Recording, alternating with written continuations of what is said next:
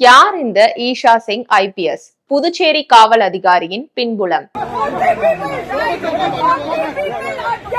கரூர் துயரத்துக்கு பின்னர் தாவைக்கா தலைவர் விஜய் நடத்திய முதல் திறந்தவெளி பொதுக்கூட்டம் புதுச்சேரியில் சமீபத்தில் நடந்தது. அந்த கூட்டத்துக்கு 5000 பேருக்கு மட்டுமே அனுமதி வழங்கப்பட, ஆனால் வழக்கம் போல் அதிகப்படியான கூட்டம் திரள புசி ஆனந்தும் நைசாக அனுமதிக்க, அதை திறம்பட கட்டுப்படுத்தி பொதுக்கூட்டத்துக்கு சிறப்பான பாதுகாப்பு வழங்கினார் SSB ஈஷா சிங். கூட்டம் அதிகரித்த போது தாவேகாவினருடன் வாக்குவாதம் நடத்தி அவர் மேற்கொண்ட நடவடிக்கைகள் ஊடக கவனத்தை ஈர்த்துள்ளன. இதனால் இணையத்தில் அவர் வைரலாக பலரும் யார் இந்த பெண் அதிகாரி என்று கேட்க தொடங்கினர். IPS அதிகாரியான ஈஷா சிங் கடந்த சில மாதங்களுக்கு முன்புதான் புதுச்சேரி காவல்துறைக்கு வந்தார். மகாராஷ்டிராவை சேர்ந்த இவர் முதலில் புதுச்சேரி கிழக்கு SP-யாக பணியாற்றினார்.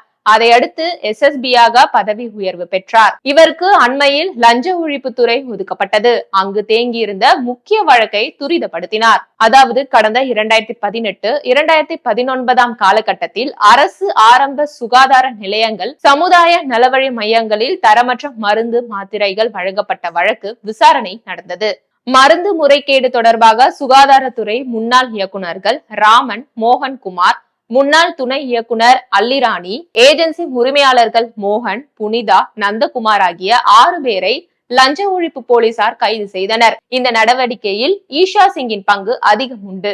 ஈஷா சிங்கின் குடும்பம் IPS அதிகாரிகள் பின்னணி கொண்டதாகவே உள்ளது. அதாவது அவரது தாத்தா, தந்தை ஆகியோரும் IPS அதிகாரிகளாக இருந்தனர். இவரது தந்தை கடந்த 2004 விருப்ப ஓய்வு பெற்று மும்பை உயர்நீதிமன்ற வழக்கறிஞரானார். நேஷனல் ஸ்கூல் ஆஃப் லாவில் படித்த ஈஷாவும் அவருடன் வழக்கறிஞராக இருந்துள்ளார். வழக்கறிஞராக பணியாற்றிய காலத்தில் விளிம்பு நிலை மக்களுக்காக தனது கல்வியை பயன்படுத்தியுள்ளார். உதாரணத்துக்கு மனித கழிவுகளை அப்புறப்படுத்தும் போது விஷவாயு தாக்கி உயிரிழந்த தொழிலாளர் குடும்பத்தினருக்கு ரூபாய் 10 லட்சம் நிவாரணம் மும்பை உயர்நீதிமன்றத்தில் வாதாடி பெற்று தந்துள்ளார். தாத்தா, தந்தை வழியில் தானும் IPS ஆக விருப்பம் அவருக்கு உருவாகியது.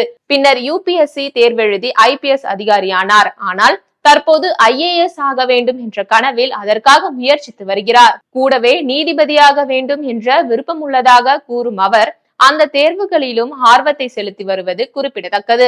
இதற்கிடையில் விஜய் பொதுக்கூட்டத்துக்கு சிறப்பான பாதுகாப்பு வழங்கிய போலீஸ் அதிகாரிகளை புதுச்சேரி உள்துறை அமைச்சர் நமச்சிவாயம் பாராட்டி கௌரவித்து சான்றிதழும் தந்துள்ளார். கரூர் நிகழ்வின் காரணமாக விஜய்க்கு நடந்த ரோட் ஷோவுக்கு புதுச்சேரி போலீசார் கடுமையாக எதிர்ப்பு தெரிவித்தனர். இந்நிலையில் பொதுக்கூட்டத்திலும் சிறிது குழப்பம் இருந்தாலும் கூட்டம் நன்றாகவே நடந்தது. ஆனால் யாருக்கும் அஞ்சாமல் துணிச்சலுடன் செயல்பட்டு கூட்டத்தில் எந்தவிதமான பிரச்சனையும் ஏற்படாமல் பார்த்து கொண்டார். அவரது துணிச்சலால் விஜய் கூட்டம் முடிந்த பிறகுதான் புதுச்சேரி போலீசார் இயல்பு நிலைக்கு திரும்ப முடிந்தது.